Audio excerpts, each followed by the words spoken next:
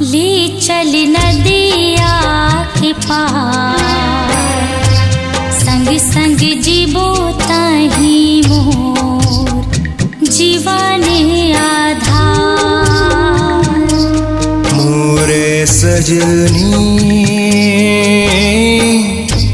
ले जाऊं नदिया के पार, संग संग जीवो ताही मोर जीवन आधार।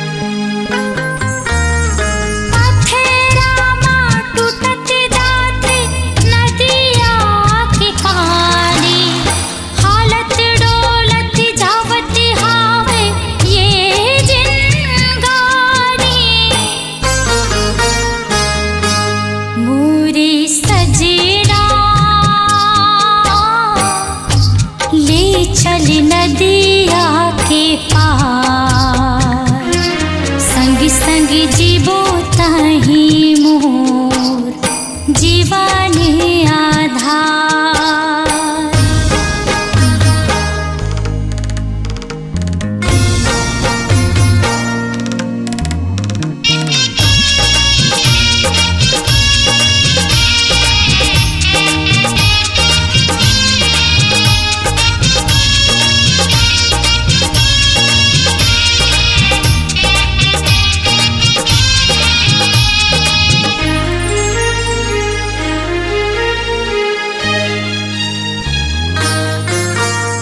नदिया के पार जाके बछर बिताबो, गाँव गली के सुरतामा गोहराबो।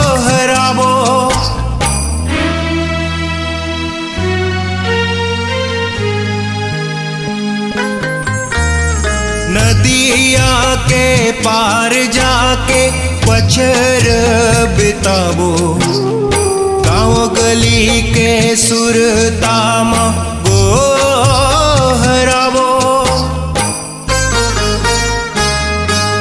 मोरे सजनी ले जाऊं नदिया के पार, संग संग जीवो ताही मोर जीवन आधार।